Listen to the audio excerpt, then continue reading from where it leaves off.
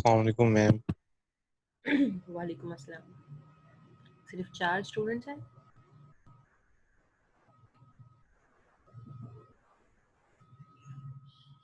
अगर मैसेज करके आप बुला रहे हैं तो बुला लें।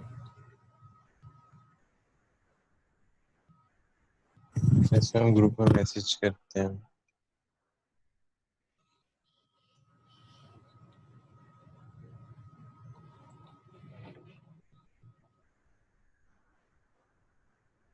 आप लोग अपने अपने घरों में, हॉस्टल खाली है IBA का?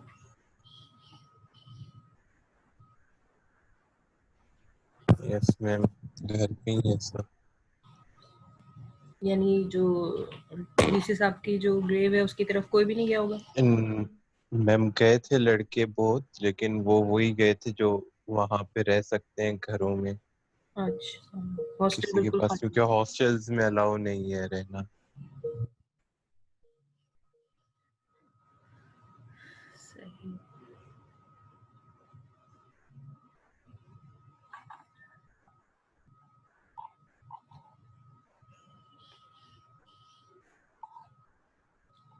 अल्लाह ताला उनकी मग़फ़िरत फरमाए। ज़ाहिर है हमारे रूहानी वालिद की तरह ही हैं।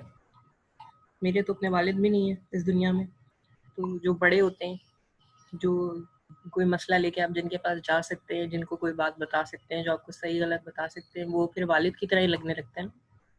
जब तक वालिद होते हैं तो बस एक ही होते हैं, लेकिन जब वालिद नहीं रहते तो वालिद से मिलती जुलती जो भी हस्ती होती है ना, वो वालिद की तरह ही लगती है।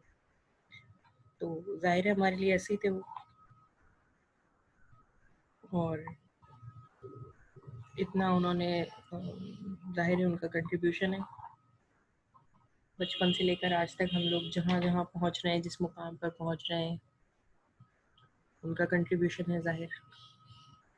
आप में से कितने लोग फीस के साथ पढ़े और कितने बगैर फीस के साथ पढ़े?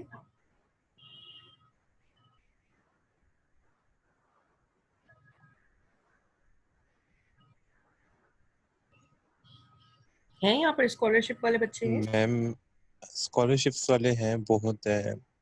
कुछ है जो डायरेक्ट पे हैं।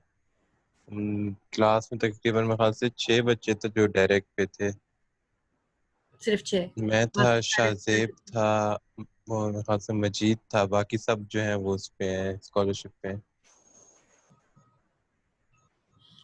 मेरा भी क्योंकि मैंने जब बीएस किया है, आपको पता होगा मैंने बीएस भी यहीं से किया है ना, काफ़ी सालों पहले 2005 में मैंने कंप्लीट किया है। उस वक्त तो मेरे वालिद हयात थे और हालात दूसरे थे, फीस के साथ किया था। अभी मैंने रिसेंटली एमएस भी किया, जो 2019 में मेरा कंप्लीट हुआ है, वो मैंने विदाउट फीस किया। तो यही है कि कैसे मुमकिन है, आप सोच ही नहीं सकते कि जब फीस आप ना अरेंज कर सकते हो तो एजुकेशन कितनी डिफ़िकल्ट हो जाती है। वो बहुत मुश्किल लगता था कि कैसे होगा, लेकिन ज़ाहिर है कि इसमें बहुत ज़्यादा कंट्रीब्यूशन है डॉक्टर निसार साहब का, कि हमारी एजुकेशन में भी उनका रोल है, यानी हम भी जहाँ पर हैं उनका रोल है। अल्लाह ताला उनकी बहुत ज़्यादा मग़फ़िरत फ़रमाए, उनकी हर मुश्किल आगे की ज़िंदगी में जो है वो आसान फ़रमाए, उनको बेहतरीन अज्र व सवाब अता फ़रमाए। और सबसे ज़्यादा जिस चीज़ की आमीन। फ़िक्र है कि हमारे आइडिया को भी वैसा ही रखे जैसा उन्होंने सोचा है, जैसा उनका हमेशा ख्वाब रहा है और जैसा उन्होंने बना कर रखा है हमेशा ना। मैम आपको क्या लगता है अभी कौन आएगा? क्या कह रहे हैं? मुझे सुनाई नहीं दी आपकी बात।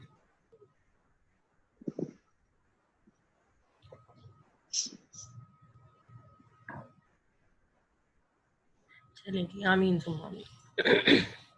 अच्छा, आप लोगों को बुलाने का एक तो मकसद यही था। वैसे आप लोग जानते ही हैं कि कोर्सेज़ हमारे जो हैं वो कवर्ड है। MIS का स्पेशलिटी कोर्स जो है वो कवर्ड है। उसके लिए सिर्फ़ और सिर्फ जो अब 2 या 3 स्टेप्स आपके पास रह गए हैं, आपको फाइनल प्रोजेक्ट जमा कराना है, आपको प्रेजेंटेशन ऑनलाइन देनी है और फाइनल एग्ज़ाम देना है। तो ये 3 चीज़ें ऐसी हैं कि मुझे आपको उसके लिए बुलाना ज़रूरी हो गया, वरना ऐन वक़्त पर मेरे लिए हो सकता था कि कोई डिफ़िकल्टी पेश आ जाती। क्योंकि थोड़ी माइनर चेंजेज़ हुई हैं, मुझे भी चीज़ों में क्लैरिटी आहिस्ता-आहिस्ता अब मिली है, पहले मुझे इतनी चीज़ें क्लियर नहीं थी। तो अब मैं आपको एक दफ़ा फाइनलाइज़ बताना चाह रही हूँ कि आप लोगों को करना क्या है। रिपोर्ट के बारे में मैं आपको ऑलरेडी बता चुकी हूँ, ठीक है? वो उसमें आप लोगों को शायद क्लैरिटी होगी कि ये जो हमारा टैब है ये 9 जून से 14 जून के दरमियान वाला जो वीक है, इस वीक के अंदर असाइनमेंट क्रिएटेड है MIS बिजनेस प्लान। इसको खोल के भी दिखा चुकी हूँ। इसके अंदर 2 टैब्स क्रिएटेड हैं। एक टैब है जहाँ पर रिपोर्ट सबमिशन है और एक टैब है कि जहाँ पर इम्प्लीमेंटेशन है। ठीक है, तो रिपोर्ट आपको 16 मार्क्स की है, वो आपको रिपोर्ट वाले टैब में सबमिट करानी है, और इम्प्लीमेंटेशन 4 मार्क्स की है, वो आपको इम्प्लीमेंटेशन वाले हिस्से में सबमिट करानी है। इसकी लास्ट डेट 30 जून है। 30 जून को ये 12 बजे क्लोज हो जाएगा। फिर मेरे इख्तियार में भी नहीं है, किसी के भी इख्तियार में नहीं कि इसको ओपन कर दे। तो आप लोगों का काम है कि आप अपनी सबमिशन यहाँ पर 30 जून से पहले जमा करा दें। अच्छा, उसके बाद दूसरा जो इम्पोर्टेंट एस्पेक्ट है जिसमें थोड़ा चेंज और आपको पता लगना ज़रूरी है, वो है प्रेजेंटेशन। प्रेजेंटेशन पहले मैंने आपसे कहा था कि बस आप लोग प्रेजेंटेशन की तैयारी कर लें, और जूम सेशन जो हम इस तरह से ले रहे हैं उसमें ऑनलाइन मैं आपसे ले लूँगी, लेकिन ट्विस्ट ये है थोड़ा सा कि प्रेजेंटेशन की भी मार्क्स मुझे ऑनलाइन देने हैं ना, तो वो किस तरह से दूं, क्योंकि आपके मार्क्स LMS पर भी जिस तरह CMS पर स्टोर होते हैं, तो उसी तरह LMS पर भी स्टोर होंगे। बाकी सारी तो एक्टिविटीज क्रिएटेड है और उनके ऊपर आपके मार्क्स डले हुए हैं, आप कहीं भी बैठ के आराम से कैलकुलेट कर सकते हैं। अब ये जो ऑनलाइन प्रेजेंटेशन पे हमने 10 मार्क्स रखे हुए, इनको भी तो हमें कैलकुलेट करना है, तो उसको जरा फेयर बनाने के लिए, उसकी असेसमेंट को जरा और अच्छे तरीके से करने के लिए ये टैब क्रिएटेड है 30 जून से 6 जुलाई के दरमियान ना। यहाँ पर जाकर आपको ऑनलाइन प्रेजेंटेशन भी सबमिट करानी पड़ेगी। ठीक है, सबसे बेस्ट ऑप्शन है कि आप वीडियो बना लें, वो सब आसानी से देख लेते हैं, और आप वीडियो यहाँ पर सबमिट करा दें।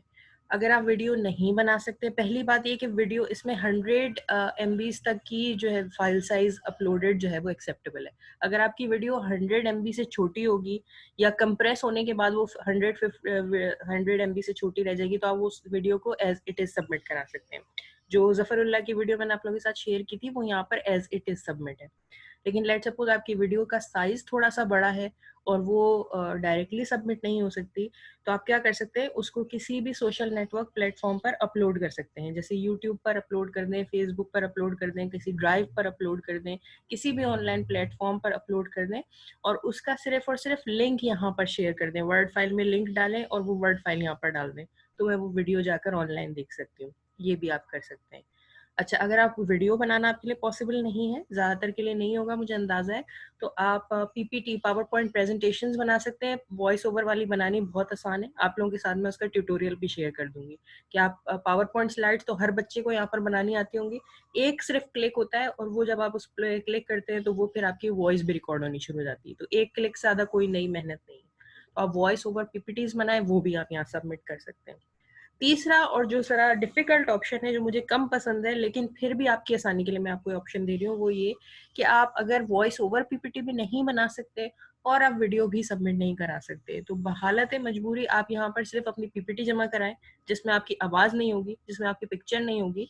ठीक है, और जब हम जूम पर आएंगे तो मैं आपकी PPT खुद यहाँ पर खोल लूंगी और फिर आप अपनी प्रेजेंटेशन दे पाएंगे। मगर ये सबसे लीस्ट पसंदीदा ऑप्शन है मेरे लिए, क्योंकि इसमें बहुत मिसमैनेजमेंट हमारे लिए क्रिएट होगी। आप लोगों की स्ट्रेंथ दरअसल बहुत ज्यादा है, तो इतने सारे बच्चों को मैं इस तरह से मैनेज नहीं कर पाऊंगी, मुझे ऐसा लगता है।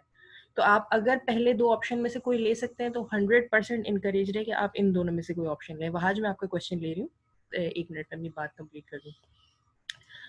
अच्छा, तो यहाँ पर आपको प्रेजेंटेशन जमा करानी होगी। अच्छा, जब आप प्रेजेंटेशन जमा करा देंगे तो क्या करना है फिर, उसके बाद जब हमारा जूम सेशन होगा नेक्स्ट वीक से, जो हमारे जूम सेशन शुरू होंगे, उसमें मैं ये करूँगी कि जो जो बच्चे अपनी प्रेजेंटेशन जमा करा चुके होंगे उनसे क्वेश्चंस हम यहाँ जूम सेशन पर ले लेंगे, और अपना प्लान ऑलरेडी उनका डिस्कस्ड होगा, सब लोगों को पता होगा, और हम उनसे उनसे क्वेश्चंस ले लेंगे। ठीक है, तो ये है आपका ऑनलाइन प्रेजेंटेशन का, और उसका फ़ायदा ये है कि मैं यहीं पर आपको मार्क्स दे दूंगी और आप लोगों को पता भी आसानी से चल जाएंगे, और LMS पर उसका एविडेंस मौजूद होगा। फिर वहाँ, जिससे पहले कि मैं आपको, चले आपका प्रेजेंटेशन के हवाले सवाल है, चले आप पूछ लें। तीसरी मुझे एक और बहुत इंपॉर्टेंट बात बतानी है, बोले वहाज। मैम जो पहले 2 ऑप्शन बताए उसमें हमें जूम क्लास में जाके प्रेजेंटेशन नहीं देनी पड़ेगी ना? उसमें आपको जूम में प्रेजेंटेशन तो नहीं देनी पड़ेगी, ये बेस्ट ऑप्शन यही है, लेकिन मैंने आपके 2 मार्क्स क्वेश्चन आंसर सेशन के ऊपर भी रखे हुए ना, कि आप क्वेश्चंस को किस तरह से रिस्पॉन्ड करते हैं। तो यस जूम मैम, पर यस मैम, आपको वो तो अवेलेबल रहना पड़ेगा। जो भी मेरे जहन में या किसी कैंडिडेट के जहन में अगर कोई सवाल होगा, वो आपसे जूम पर पूछ सकते हैं। ठीक है प्रेजेंटेशन मैम। में हमारा टाइम नहीं जाएगा, क्योंकि हमारे पास टाइम थोड़ा कम होता है ऑनलाइन सेशन में, तो बस हमने प्रेजेंटेशन ऑलरेडी आपकी देखी हुई होगी, और आप सिर्फ जो है आपसे जो भी क्वेश्चन पूछना होगा हम बस लाइव क्वेश्चन पूछ सकते हैं। ठीक है, आज क्लियर है? यस मैम, क्लियर है मैम। अच्छा, ये तो है प्रेजेंटेशन। तो फर्स्ट स्टेप आपको रिपोर्ट क्लियर हो गई, सबमिशन, उसकी इम्प्लीमेंटेशन। सेकंड स्टेप आपको ऑनलाइन क्लासेस की जो है वो ऑनलाइन प्रेजेंटेशन की क्लियर हो गई। अच्छा, तीसरा और बहुत इंपॉर्टेंट चीज जो शायद आपको पहले नहीं अंदाजा हो, जो अभी नई थोड़ी सी पेशरफ्त है हमारी, वो ये है कि 15 जुलाई को आपका फाइनल एग्जाम होना है। प्लान के एतबार से आपने पहले से देखा हुआ है कि 15 जुलाई को आपका एग्जाम होना चाहिए। वो एग्जाम भी आपका होगा एलएमएस पर, ठीक है, ऑनलाइन ही होगा। मैं पिछले 2-3 एक्सपीरियंसेस से ये नोट कर चुकी हूँ कि आप सब लोग माशाल्लाह हैंड्स ऑन कर चुके हैं एलएमएस के ऊपर ना। आप लोगों ने इवैल्यूएशन फॉर्म भी भरा, किसी से इवैल्यूएशन फॉर्म में अगर कोई गलती भी हो गई थी तो उसने जब दोबारा सेकंड मिड दिया होगा, कितना आसान मैंने सेकंड मिड रखा था, तो वो आप लोगों को बहुत अच्छा उसका आदत पड़ गई कि अब एलएमएस किस तरह से यूज किया जाता है। तो आपका जो फाइनल एग्जाम होगा ना, वो आपका फाइनल एग्जाम होगा एलएमएस के ऊपर, ठीक है। और वो थोड़ा डिफरेंट किस्म का होगा। वो ऐसे डिफरेंट होगा कि वो मैं 24 आवर्स के लिए ओपन रखूंगी, ठीक है। 24 आवर्स के लिए बिल्कुल ऐसी असाइनमेंट बनी हुई होगी। 25 जुलाई को, सॉरी 15 जुलाई को जो आपकी एग्जाम डेट है, उस एग्जाम डेट पर आपके पास यहाँ पर बिल्कुल ऐसी एक असाइनमेंट क्रिएटेड होगी। वो आपका फाइनल पेपर होगा। जब आप उसको खोलेंगे तो उसमें क्वेश्चंस लिखे हुए होंगे और आपको उसके आंसर्स देने होंगे। आप एक वर्ड फाइल बना सकते हैं, कहेंगे तो मैं ट्यूटोरियल भी शेयर कर दूंगी। वो वर्ड फाइल आप 24 घंटे होंगे आपके पास बनाने के लिए। वो 24 घंटे में आप वर्ड फाइल यहाँ पर सबमिट कर दें, टर्न इट इनटू लगा हुआ होगा, आप आपस में कॉपी तो कर नहीं सकते, ठीक है। एनालिटिकल होगी, गूगल खुला है आपके पास, बुक खुली है, तो बुक और गूगल आप यूज कर सकते हैं, अपने घर पर कहीं भी बैठ सकते हैं। मगर उस पेपर का आप सोल्यूशन जो है वो बनाएंगे और आप 24 घंटे के अंदर अंदर सबमिट कराएंगे, क्योंकि 24 घंटे बाद वो असाइनमेंट गायब हो जाएगी यहाँ से, ठीक है। तो अब ये मैं आपको पहले से अभी से इसलिए बता रही हूँ कि ये मेरे लिए बहुत जरूरी है। 30 मार्क्स आपके जो फाइनल के हैं वो मैं इसी तरह कैलकुलेट करने वाली हूँ। जिन लोगों के पास, इसमें आपको क्या चाहिए होगा, इसमें से हर शख्स के पास पीसी जरूर होना चाहिए या लैपटॉप। जिनके पास है वेल एंड गुड, उनको पता है कि भाई पीसी है। लेकिन जिनके पास नहीं है, फिर वो कुछ करें। मतलब पहले से मैं आपको 15 जुलाई का बता रही हूँ ना कि 15 जुलाई आप कोई भी या तो किसी से उधार ले लें, किसी रिश्तेदार से, किसी दोस्त से, किसी से, या फिर आप किसी ऐसी जगह चले जाएं, कोई नेट कैफे, कोई रिश्तेदार। बहरहाल 15 जुलाई को आप लोगों के पास पीसी हो, ताकि आप एक वर्ड फाइल, होगा वो 2 से 3 घंटे का काम, 2 से 3 घंटे से ज्यादा का नहीं होगा, लेकिन इवन देन मैं उसको अवेलेबल रखूंगी पूरे 24 आवर्स। आप किसी भी वक्त जाकर, इवन आप 6 घंटे की ड्राइव लेकर भी कहीं जा सकते हैं, जाकर अपनी पेपर करके फिर सबमिट करा के वापस आ सकते हैं, ठीक है। तो ये आपको लाजमी करना होगा और उस पे आपकी जो है फाइनल की मार्किंग होगी। जी, पहले शाहजेब, फिर वहाज। जी मैम, अस्सलाम वालेकुम। वालेकुम सलाम। मैम क्वेश्चन ये है कि मैम हमें एलएमएस पे इतना मज़ा नहीं आ रहा मैम, वरना अगर यही हमारा फिजिकल होता या किसी और तरीके से होता, we can capture more marks जैसे अभी आ चुके हैं। जी बच्चे, आप देखा, पहली बात नंबर 1, आपका सवाल मैं समझ गई। आपका सवाल नहीं है, आपका सिर्फ कंसर्न है, ठीक है। ये कंसर्न आपको तो है, लेकिन आप यकीन करें कि मैं टीचर हूँ, मुझे कहना नहीं चाहिए, लेकिन मेरे अंदर, हम सबके अंदर है कहीं ना, जो आपके सामने कह रहे हैं ना कि सब कुछ आसान है, सब हो जाएगा, सब बेहतरीन है, हर शख्स के दिल में ये बात है। किसी को भी LMS face to face teaching के बराबर तो नहीं लग रहा, हमारे सबके लिए नया है। लेकिन इस वक्त सिचुएशन कुछ ऐसी है ना कि हमें उस सिचुएशन को डील करना है, उस सिचुएशन से हमें भागना नहीं है। अब आपके पास एज अ स्टूडेंट, हम तो टीचर हैं, ठीक है, हम एम्प्लॉयज हैं, तो हमारे पास तो ऑप्शंस बहुत कम है, हम अपनी पसंद नापसंद नहीं देख सकते, हमें तो करना है जो काम है। आप लोगों के पास फिर भी ऑप्शन है। देखिए, सबसे best option as a student भी, एज अ स्टूडेंट सोचो, अपने आप को एज अ टीचर सोचो, सबसे बेस्ट ऑप्शन यही है कि आप इस ऑनलाइन टीचिंग को फॉलो करें और एग्जाम दें, ताकि आपका टाइम भी वेस्ट नहीं होगा, आप काम करते रहेंगे, टाइम आपका प्रोडक्टिव गुजरेगा।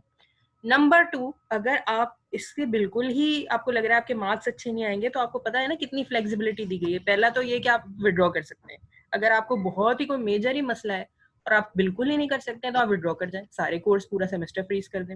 लेकिन ये वर्स्ट ऑप्शन है, विड्रॉ करना। इसके अलावा आपके पास पास फेल वाला जो ऑप्शन है, आप चाहें तो अपने, जब, अच्छा ये भी एक मजे की बात आपको बता दूं, कुछ स्टूडेंट समझ रहे हैं कि अभी से उनको उसके लिए कुछ करना है, नहीं, आप चुपचाप अपने एग्जाम देते जाएं हर सब्जेक्ट के, और खुदा ना खास्ता आपकी जीपीए हर सब्जेक्ट में बहुत खराब आ जाती है, जो आपको लग रहा है, ये मैं यकीन से कह सकती हूँ आप लोगों के अंदर सिर्फ डाउट्स हैं, ऐसा कुछ नहीं होगा। आपकी जीपीए शायद फेस टू फेस से ज्यादा ही अच्छी बन जाएगी, लेकिन लेट सपोज आपका सेमेस्टर खत्म होता है, आपके मार्क्स बहुत खराब बन जाते हैं।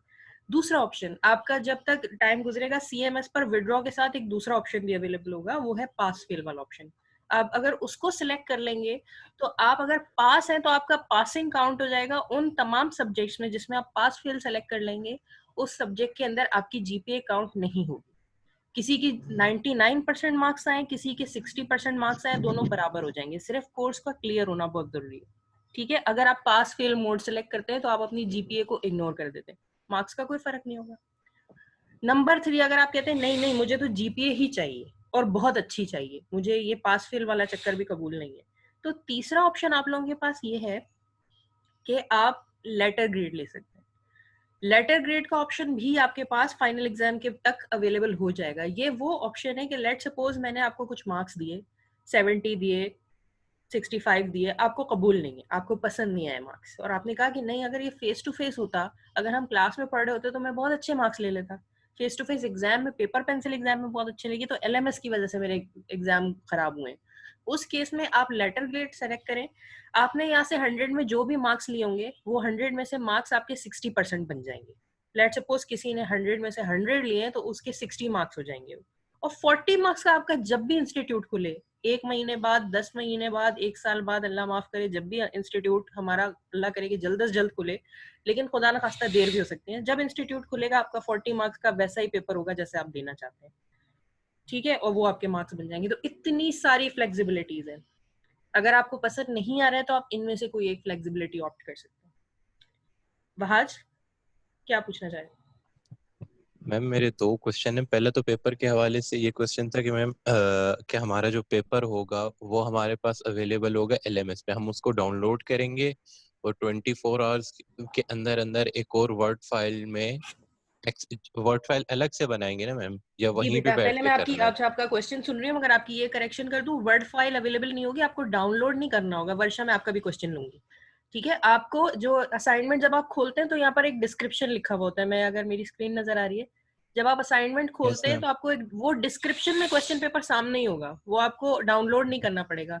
यहाँ पर नजर नहीं आ रहा, एक मिनट में कोई और देखूं। डिस्क्रिप्शन होती है एक ना, वहां पर आपको डिस्क्रिप्शन में नजर आ रहा होगा, ऐसे ऐसे ऐसे कैसे, ये वाला जैसे मैंने दिया था, ये देखें ये कहाँ लिखा है, मैंने डिस्क्रिप्शन सेक्शन में लिखा है। ऐसे आपको सही है क्वेश्चन मैम। पेपर विजिबल होगा। आपको ये उठा के कॉपी करना है एक वर्ड फाइल के ऊपर और उसके आंसर्स डाल देने होंगे। और मैम उस वर्ड फाइल को अपलोड करना है? उस वर्ड फाइल को आपको यहाँ पर अपलोड कर देना तो होगा। मैम ये तो बहुत ज्यादा अच्छा हो गया। और मैम वो प्रोजेक्ट के हवाले से था कि इम्प्लीमेंटेशन का जो हम वो बनाएंगे वो अलग से बनाएंगे प्रोजेक्ट से? जी बेटा, वो अलग से, इसीलिए मार्किंग की वजह है। बहुत सारे बच्चों की एक ही रिपोर्ट है, उसके अंदर ही उन्होंने इम्प्लीमेंटेशन डाल दी थी, तो मैंने उनको भी यही सजेस्ट किया कि भाई वो 2 या 3 पेज जो भी है उनको आप अलग फाइल बनाएं और उसको आप अलग करके ही जमा कराएं। अगर वेबसाइट है, वेब पेज है, एक्सेल है, एक्सेस है, जो कुछ भी आपने बनाया है, उसके मार्क्स मेरे लिए देने इसी तरह आसान होंगे कि आप 2 टैब्स के अंदर जाएं। कहाँ गया ये, गिरा ना। एक टैब है जहां पर आप रिपोर्ट जमा कराएंगे, वो तो प्योर रिपोर्ट ही होगी, लेकिन जो आपकी इम्प्लीमेंटेशन के नाम पर आपके पास जो भी फाइल है वो आप इम्प्लीमेंटेशन के सेक्शन के अंदर जाकर अलग से दूसरी जमा कराएंगे, ताकि मैं अलग से 4 में मार्क्स दे सकूं ना आपको कि आपके 4 में से कितने आए, सही हो गया मैम। मार्किंग को अलग थैंक करने यू के सो लिए। Even much. अगर आपके लिए इतना ही डिफिकल्ट है तो आप दोनों, अगर आपकी रिपोर्ट के अंदर ही मौजूद है और आप अलग नहीं कर पा रहे हैं कि नहीं ये तो रिपोर्ट के अंदर ही इम्प्लीमेंटेशन इतनी ज्यादा इंटैक्ट है कि मैं इसको अलग नहीं कर पा रहा हूँ, तो आप यहाँ पर रिपोर्ट ही दोबारा डाल दें, मैं उधर इम्प्लीमेंटेशन के मार्क्स दे दूंगी, उधर रिपोर्ट के। वर्षा पहले आप, देन शादी। यस मैम, मुझे ये पूछना था कि मैम आपने प्रपोजल पर जो मार्क्स दी थी, जी किसी बेटा। को 8 दी थी, 9, किसी को 10, वो जी किस बेसिस पर दी थी, ताकि हम आगे प्रोजेक्ट में अपने वो चीजों का ख्याल कर सकें? हाँ, प्रोजेक्ट के लिए तो हालांकि मैं पहले बता रही हूँ कि मैंने प्रपोजल पे किस बुनियाद पर दिया है, लेकिन प्रोजेक्ट के लिए तो आपको बिल्कुल टेंशन लेने की जरूरत नहीं है। मैंने ये सोचा था कि जब मैंने पहली वार्म अप क्लास ली थी उसमें मैंने बहुत डिटेल में आपको प्लान दिखाया था, और मैंने आप लोगों से ये कहा था सारे सारे सेक्शन से कि इस प्लान को जो है ना आप लोग घोल के पी जाएं, ये आपकी सारे सवालों का जवाब इस प्लान के अंदर है। तो इसके अंदर मैंने हर चीज का क्राइटेरिया लिख दिया था, ठीक है। जैसे कि प्रपोजल है, ये मैंने आज नहीं जमा कराया है, मैंने तो मार्च के मंथ में इस प्लान को सबमिट किया था यहाँ पर। तो आप देखें कि इसमें प्रपोजल का क्राइटेरिया लिखा हुआ है कि मैं क्या 3 चीजें देख रही थी, जो भी आपको 7, 8 4 जिसको भी जो मार्क्स मिले, सबसे पहला ओरिजिनलिटी, कि आपका आइडिया कितना ओरिजिनल है, कितना आपने सोचा है। ओरिजिनलिटी से मतलब ये नहीं कि दुनिया में मैंने वो आइडिया कभी नहीं देखा, हो सकता है देखा हो, लेकिन वो आपने खुद सोचा है या नहीं। मतलब किसी ने ज़ाहिर प्लेजरिज्म किया हुआ है, इसका मतलब है कि इंटरनेट पे कहीं वो आइडिया मौजूद था और आपने उसको देख के सीखा, तो ओरिजिनलिटी आपकी कम थी। किसी ने बिल्कुल ओरिजिनल खुद ही सोचा, अपने वर्ड्स में खुद ही बताया, तो ओरिजिनलिटी को सबसे पहले मैंने देखा है। अच्छा, ओरिजिनलिटी में भी कुछ लोग इतना आगे चले गए कि उन्होंने ऐसी प्रोडक्ट्स या ऐसे प्रोजेक्ट्स को जो है वो प्रपोज कर दिया कि जो मुझे लगता है प्रैक्टिकली हो ही नहीं पाएंगे ना। बातें बड़ी बड़ी हो गई, लेकिन प्रैक्टिकली वो फीजिबल ही नहीं थे, पॉसिबल ही नहीं थे। तो सिर्फ और सिर्फ बहुत बड़ी बड़ी बात नहीं करनी है, बल्कि प्रैक्टिकलिटी करनी है कि भाई अगर वाकई आपका बिजनेस ऑनलाइन हो तो वो इस तरह से चल भी सकता है या नहीं। ठीक है, तो प्रैक्टिकलिटी दूसरी चीज थी। और फिर overall quality of the work. तो ओरिजिनलिटी और प्रैक्टिकलिटी तो बहुत क्लियर थी, लेकिन क्वालिटी शायद आपको क्लियर नहीं होती कि भाई मेरा मतलब था कि डॉक्यूमेंट किस क्वालिटी का है, आपने लैंग्वेज कैसे लिखी है, डॉक्यूमेंट दिखने में कैसा लग रहा है। एक मिनट,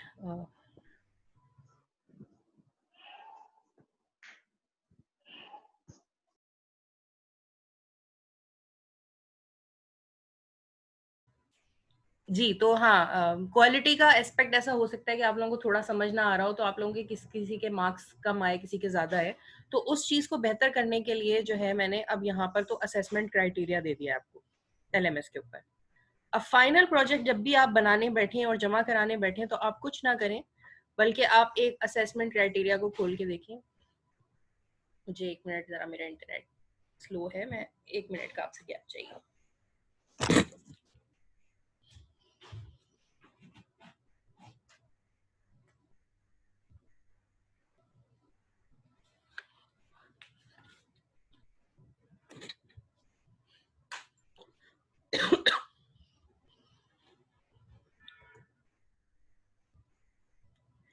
ये जब आप प्रोजेक्ट जहाँ पर जमा कराने आएंगे ना, असेसमेंट प्लान, ये बिजनेस प्लान जहाँ पर जमा कराना है, इसके बिल्कुल नीचे एक फाइल है। जब भी आप प्रोजेक्ट बनाने बैठे इस फाइल को अपने सामने रखें। ठीक है, इसमें हर चीज का क्राइटेरिया लिखा हुआ है कि आपको फुल मार्क्स कब मिलेंगे। ओवरऑल 16 मार्क्स की आपकी रिपोर्ट है। 16 मार्क्स डिवाइडेड है कुछ कैटेगरी में ना, 2 मार्क्स किस चीज पे, 2 मार्क्स किस चीज पे, 2 मार्क्स किस चीज पे, 4 मार्क्स की। थोड़ा थोड़ा सब समझा देती हूँ। पहला एग्जीक्यूटिव समरी। एग्जीक्यूटिव समरी होनी चाहिए। अगर वो बेस्ट लिखी हुई होगी तो 0 मार्क्स है। सॉरी, बेस्ट नहीं लिखी हुई होगी, बिल्कुल ही नहीं होगी, उसमें डिस्क्रिप्शन नहीं होगी तो 0 है। अगर उसके अंदर थोड़ी इंप्रूवमेंट की गुंजाइश होगी तो 1 है, और अगर बहुत अच्छी लिखी होगी तो 2। ये एग्जीक्यूटिव समरी है क्या, इसके अंदर क्या चीजें हो सकती हैं, क्या नहीं हो सकती, यहाँ पर थोड़ा डिस्क्रिप्शन दिया है। ठीक है, फिर है बिजनेस डिस्क्रिप्शन। आपको अपने बिजनेस को डिस्क्राइब करना होगा, उसमें किस तरह से, फॉर एग्जांपल आप चाहे प्रॉब्लम स्टेटमेंट और सॉल्यूशन दे सकते हैं, या अपनी प्रोडक्ट का डिस्क्रिप्शन, या चाहे तो रेवेन्यू मॉडल हो, चाहे तो सप्लाई चेन, चाहे तो बिजनेस प्रोसेस, जो आपके प्रोजेक्ट से रेलेवेंट बात हो, आप बिजनेस डिस्क्रिप्शन में वो वाली हेडिंग्स डालेंगे। अगर आपने सब नहीं डाली, कुछ भी नहीं डाला, बिजनेस डिस्क्राइब नहीं हुआ तो 0 मार्क्स। अगर अच्छे से डिस्क्राइब नहीं हुआ तो 1 मार्क, और अगर बहुत अच्छे से बेहतरीन तरीके से आपका बिजनेस डिस्क्रिप्शन मुझे समझ में आ गया तो 2 मार्क्स। इसी तरह मार्केटिंग आप किस तरह से करेंगे, कस्टमर तक कैसे पहुंचेंगे। ठीक है, आपस में आपके जो कॉम्पिटिटर्स हैं उनको आप कैसे डील करेंगे। तो ये सारी डिटेल्स जो है अगर आप मार्केटिंग प्लान में थोड़ी बहुत दे देंगे, इसमें हेडिंग सब हेडिंग्स आप कुछ भी रख सकते हैं, लेकिन अगर आपने कुछ भी मार्केटिंग स्ट्रेटेजीज नहीं रखी तो 0 मार्क्स। अगर रखी लेकिन उसमें कोई अपील नहीं थी, यानी कि कोई एज अ कस्टमर मैं अगर आपका मार्केटिंग स्ट्रेटेजीज देखूं या आपकी प्रोडक्ट देखूं, मुझे लगेगा नहीं भाई ये मेरे काम की नहीं है, तो उसमें अपील नहीं होगी तो 1 मार्क। लेकिन अगर आपने डाला और बड़ी अपीलिंग डाली बातें कि नहीं नहीं ये बहुत अच्छी फायदेमंद प्रोडक्ट है और ये फायदेमंद बिजनेस है, तो उसके फुल मार्क्स। इसी तरह डिस्क्रिप्शन ऑफ रिसोर्सेज, कि आप इस बिजनेस को चलाने के लिए आपको किन चीज़ों की जरूरत होगी, पैसे हैं आपके पास, कहाँ कितना पैसा लगेगा, क्या डिवाइसेस लगेंगी, ये सारी डिस्क्रिप्शन। ठीक है, और ऑर्गेनाइजेशनल स्ट्रक्चर क्या चाहिए होगा, कि आप अकेले ही सब कुछ मैनेज कर लेंगे या आपके पास 3-4 लोगों की टीम होगी, कौन कौन लोग क्या क्या काम कर रहे होंगे। अगर आपकी टीम वाला कोई काम है, कि अगर आपके पास कोई सॉफ्टवेयर इंजीनियर भी होगा तो आपके पास कोई हेल्थ स्पेशलिस्ट भी होगा, तो आप उन सारी ऑर्गेनाइजेशनल स्ट्रक्चर की यहाँ पर डिटेल दे देंगे। बिल्कुल नहीं देंगे 0 मार्क्स, दे देंगे लेकिन अच्छा नहीं होगा, जस्टिफाइड नहीं होगा, तो 1 मार्क। और अगर डिस्क्रिप्शन देंगे और बहुत अच्छा जस्टिफाइड भी होगा तो आपके फुल मार्क्स। फिर उसके बाद आ जाता है प्लेजरिज्म। आपका प्लेजरिज्म कितना है, कितना टेक्स्ट आपने कॉपी किया हुआ है। अगर 30% से ज्यादा कॉपीड निकला तो 0 मार्क्स, फिर तो इसका मतलब है कि आपकी आईडी में ओरिजिनलिटी है ही नहीं। लेकिन अगर 7 to 30% है तो फिर 1 से 3 मार्क्स, कितना प्लेजरिज्म है, कहाँ कहाँ आ रहा है, उसकी बुनियाद पर देखा जाएगा ना। तो प्लेजरिज्म की बुनियाद पर आपके 1 to 3 मार्क्स हो सकते हैं, और अगर आपके बहुत कम प्लेजरिज्म है, ना होने के बराबर है, तो आपको फुल 4 में से 4 मिलेंगे इस पे। ठीक है। इसी तरह इम्प्लीमेंटेशन 4 मार्क्स की है।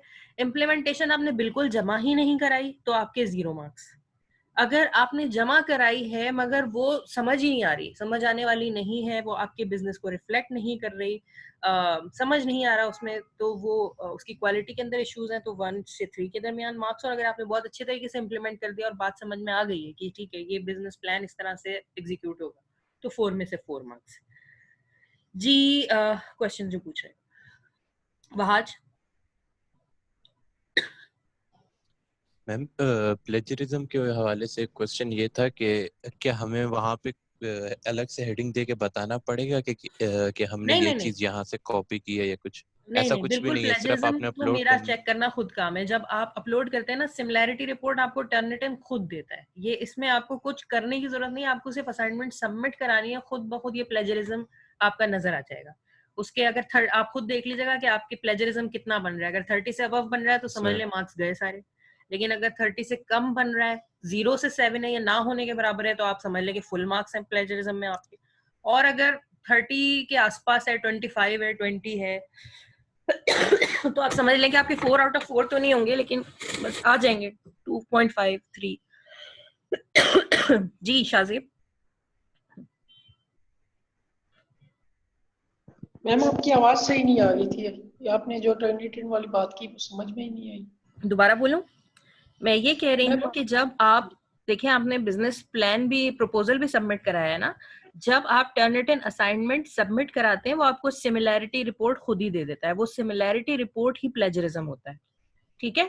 अगर आपकी सिमिलैरिटी रिपोर्ट 30% से अबव बनी तो इसका मतलब है कि इंटरनेट से ज्यादातर मटेरियल कॉपीड है जो आपने रिपोर्ट बनाई है, उस केस में आपको मार्क्स नहीं मिलेंगे। लेकिन अगर आपकी सिमिलैरिटी रिपोर्ट जो है वो 7 से 30 के दरमियान हुई तो उस पे आपको करेस्पॉन्डिंग मार्क्स मिलेंगे ना। 1 से 3 के दरमियान कोई मार्क्स मिल सकते हैं, जैसे सिर्फ 8% है या 9% है तो हो सकता है कि आपको 3 मिल जाए, 3.5 मिल जाए। ठीक है। लेकिन अगर बहुत ज्यादा है, यानी कि 20 है, 25 है, तो हो सकता है आपको 1 या 1.5 ऐसे कुछ मार्क्स मिल जाए। और अगर आपका प्लेजरिज्म 7% या उससे कम है तो फिर आपको फुल मार्क्स 4 आउट ऑफ 4 मिलेंगे प्लेजरिज्म पे। तो ये आपको कोई हेडिंग या कुछ बताने की, आपके करने का कोई काम नहीं है। ये जो 4 मार्क्स की दोनों चीजें हैं, इनके लिए आपको सिर्फ और सिर्फ सबमिशन करनी है। सबमिशन करने के बाद ये ऑटोमेटिकली हम देख लेंगे। जी और कोई? मैम ये एक एक चीज को आपकी आवाज कट गई। है, आप ये कह रहे हैं एक एक चीज डिस्क्रिप्शन। को डिफाइन करना पड़ेगा। मैम वो ऊपर जाए ना, उसमें description. Business description? Yes ma'am, इसमें अगर फॉर एग्जांपल हमारी सप्लाई चेन नहीं है तो आप ना दें, इसीलिए स्लैश लगाया कि आपकी बिजनेस डिस्क्रिप्शन होना चाहिए, वो मस्ट है। मगर उसको डिस्क्राइब करने के लिए आप क्या हेडिंग्स यूज करते हैं वो आपके हाथ में। फिर भी 2-3 मैंने दे दिए ताकि अगर किसी को बिजनेस डिस्क्रिप्शन बिल्कुल लिखना नहीं आ रहा है तो वो इसमें से कोई हेडिंग सेलेक्ट करके लिख ले। लेकिन अगर आप इनके अलावा कोई दूसरी हेडिंग लेकिन बिजनेस को डिस्क्राइब कर लेते हैं तो ठीक है। सप्लाई चेन नहीं बन रही तो ना करें, रेवेन्यू मॉडल बन रहा है तो करें। प्रॉब्लम और प्रॉब्लम का सॉल्यूशन है तो ठीक है। प्रॉब्लम का सॉल्यूशन ये डायरेक्ट प्रोडक्ट को डिस्क्राइब कर रहे हैं, आप अपने बिजनेस को बस वेल डिस्क्राइब कर दें। उसकी हेडिंग्स आप यहाँ से अपनी मर्जी की ले सकते हैं। Yes ma'am. ठीक। ये 4 पार्ट्स होने मस्ट है, लेकिन इन 4 पार्ट्स के अंदर सब हेडिंग्स कौन सी होंगी वो मस्ट नहीं है, वो फ्लेक्सिबल है, वो आपके हाथ में।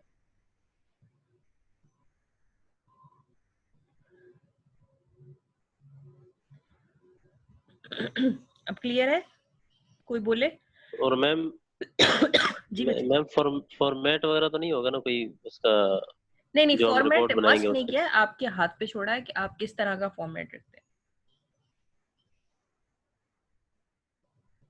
ओके वो यही है, पिछली दफा प्रपोजल के टाइम पर क्योंकि मैंने आप लोगों से एक सैंपल शेयर कर दिया था और आप लोगों ने उस सैंपल को फॉलो किया, तो जिसके हिसाब से वो सैंपल सही बैठ रहा था उसकी रिपोर्ट तो अच्छी बनी। लेकिन बहुत सारे लोगों ने ऐसा बिजनेस सजेस्ट किया था कि जो उस सैंपल से मेल ही नहीं खा रहा था, उनमें वेबसाइट का कोई जिक्र ही नहीं था, तो फिर उनको बड़ी डिफिकल्टी हुई। तो इसलिए मैंने इस दफा कोई सैंपल नहीं रखा कि सैंपल जो है ना वो कंफ्यूजन हो जाएगी सबको। जिसके हिसाब से वो सैंपल, जिसके आइडिया के हिसाब से वो सैंपल होगा वो तो बहुत बेस्ट केस में चला जाएगा, लेकिन जिसके आइडिया से वो सैंपल मैच नहीं कर रहा होगा तो वो परेशान हो जाएगा। तो सब लोग इक्वल एक ही पेज पर रहें, इक्वल स्टेट पर रहें, इस वजह से मैंने इस दफा कोई सैंपल शेयर नहीं किया है, क्योंकि जो भी सैंपल होगा ना वो किसी एक ही बिजनेस को टारगेट कर रहा होगा। ये एक मैंने छोटा सा बना दिया प्लान। इसका क्या फायदा होगा कि अब ये आप सबके लिए एक जैसा, अब ये फ्लेक्सिबिलिटी आप जैसा करें, लेकिन आपको पता है कि मार्क्स में किस हिसाब से दूंगी, और आप उन चीजों का उस हिसाब से ख्याल रखेंगे जिस हिसाब से आपके मार्क्स जा सकते हैं।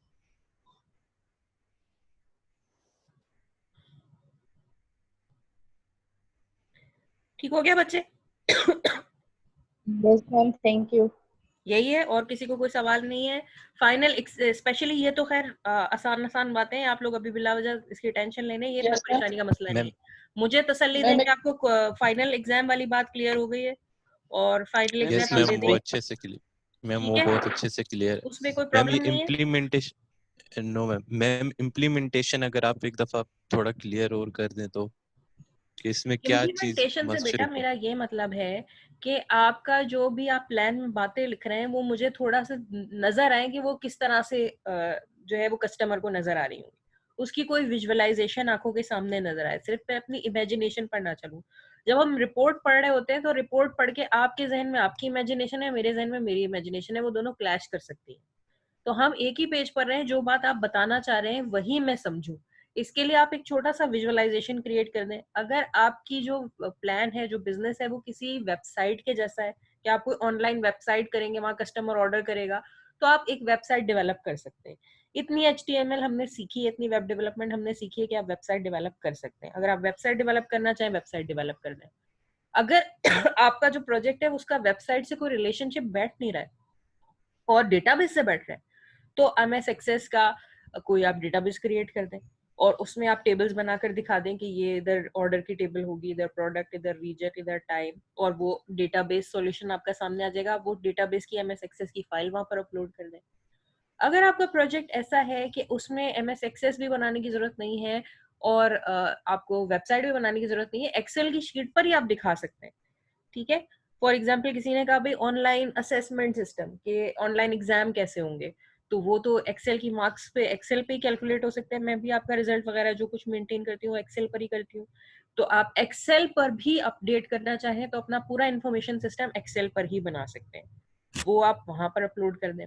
अगर आप इन तीनों में से किसी चीज पर कंफर्टेबल नहीं, आप कहते नहीं मुझे एक्सेल भी अच्छी नहीं आती, मुझे MS एक्सेस भी अच्छी नहीं आती, मुझे वेब डेवलपमेंट भी अच्छी नहीं आती, हालांकि आनी चाहिए क्योंकि तीनों थोड़ी थोड़ी हमने कवर की हैं, लेकिन क्योंकि थोड़ी थोड़ी कवर की है, हमारा प्रैक्टिकल सब्जेक्ट नहीं है, थ्योरेटिकल है, और आप कहते हैं नहीं भाई जितनी मुझे आनी चाहिए थी मैं कॉन्फिडेंट फील नहीं करता या करती, तो आखिरी ऑप्शन आपको ये दिया है कि आप मैन्युअली स्क्रीन डिजाइन करें और उन मैनुअल स्क्रीन्स को आप जो है वर्ड की फाइल में अटैच करके तस्वीरों की शक्ल में वो वर्ड फाइल अटैच कर दें।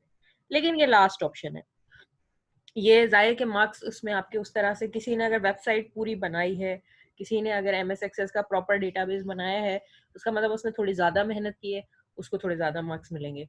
अगर मुझे लगा कि किसी ने काम मेहनत से बचने के लिए कोई शॉर्टकट लिया है, तो जाहिर है कि उसको उस तरह से ही जज किया जाएगा।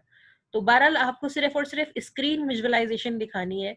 एक तो प्लान आपका चीख चीख के बोल रहा होगा कि आपका क्या आइडिया है, लेकिन एक छोटी सी स्क्रीन पर कोई मुझे इसकी इम्प्लीमेंटेशन नजर आ जाए कि ये प्लान एक्चुअली वर्क कैसे कर रहा होगा, कस्टमर को क्या दिख रहा होगा, ठीक है, आपको क्या दिख रहा होगा, किस तरह से पूरा प्रोसेस परफॉर्म कैसे किया जाएगा।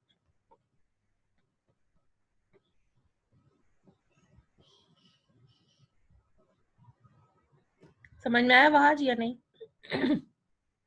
यस मैम, आगे।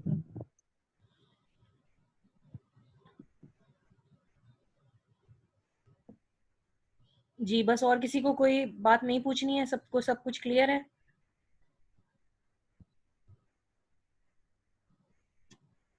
तो आप लोगों से बहुत बहुत फिर मैं इजाजत लूं।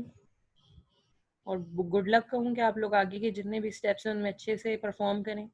नेक्स्ट जो हमारा ट्यूसडे को अगर जूम सेशन होगा तो जिन जिन लोगों ने अपनी प्रेजेंटेशन सबमिट कराई होगी उनका क्वेश्चन आंसर सेशन होगा, उनसे डिस्कशन करेंगे हम उनके प्रोजेक्ट के बारे में। नेक्स्ट से ये शुरू होगा। आपकी जो प्रेजेंटेशन है, हाँ आखिरी चीज जो रह गई, ऑनलाइन प्रेजेंटेशन की डेडलाइन वैसे 30th ही कंसिडर करें, 30 ही होनी चाहिए थी, लेकिन बहरहाल मैंने इसको 5 जुलाई रख दिया है। 5 जुलाई रात 12 बजने से पहले पहले तक, यानी कि 6 जुलाई शुरू होने से पहले तक आप सबमिट करा सकते हैं अपनी ऑनलाइन प्रेजेंटेशन। उसके बाद ये प्रेजेंटेशन जो है वो खत्म हो जाएगी, उसके बाद आप चाहें भी तो सबमिट नहीं करा पाएंगे। ठीक है, कोशिश करेंगे पहले ही कर दें क्योंकि ऐसा कोई मुश्किल काम नहीं है, लेकिन मैक्सिमम जो आपके पास पीक टाइम है वो 5 जुलाई।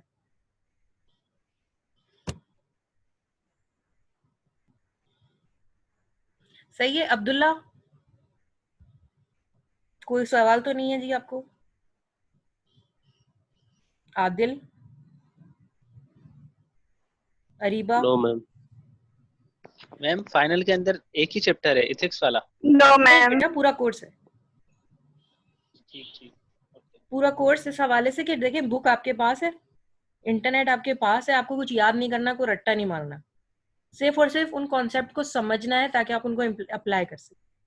कोई पेपर ऐसा होगा कि वो एप्लीकेशन ओरिएंटेड ज्यादा होगा ना, एनालिटिकल होगा थोड़ा सा, कि आपको गूगल करके उसका आंसर कहीं नहीं मिलेगा, और ना ऐसा कोई सवाल होगा कि what are the different branches of MIS और इस तरह के सवाल तो नहीं होंगे कि आपको उसमें लंबा लंबा लिखना होगा। सिंपल जो कॉन्सेप्ट हमने पढ़े उनको किस तरह से इम्प्लीमेंट किया जाएगा, प्रॉब्लम सॉल्विंग ओरिएंटेड पेपर होगा ना, कोई प्रॉब्लम्स होंगी उनके सॉल्यूशंस आपको देने होंगे, उसके लिए आपको कॉन्सेप्ट्स पूरे ही बुक के इस्तेमाल होंगे।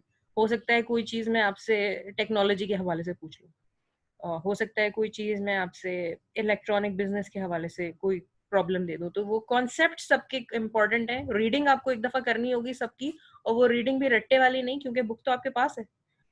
मैं तो मेक श्योर नहीं कर सकती कि आप बुक नहीं खोलेंगे, तो मैं आपको पेपर ही ऐसा दूंगी कि आप बुक भले खोलें, गूगल भले खोलें, लेकिन मुझे प्रॉब्लम का सोल्यूशन दें। ठीक है, और 24 आवर्स के अंदर आप जितना दिमाग इस्तेमाल कर सकते हैं वो करें, और फिर आप उसको सबमिट करा सकते हैं। ठीक है मैम, ठीक है। असरा, कोई क्वेश्चन आपको? नुमान मकसूद, सलमान अहमद, शाहजेब तो आई होप नहीं है, काफी पूछा है आपने। वर्षा, वहाज, ये सब तो काफी बात कर रहे थे। वकास, नो मैम, नो नहीं सब है ठीक है? चलें ठीक है जी, बेस्ट ऑफ लक आप लोगों को मेरी Yes, तरफ से। और फिर अब आप लोगों से नेक्स्ट जूम सेशन ट्यूसडे को आपकी Thank you, ma'am. प्रेजेंटेशन और उनके इम्प्लीमेंटेशन के साथ मुलाकात होगी। अल्लाह हाफिज। अल्लाह हाफिज मैम, अल्लाह हाफिज। अल्लाह थैंक यू हाफिज। So much.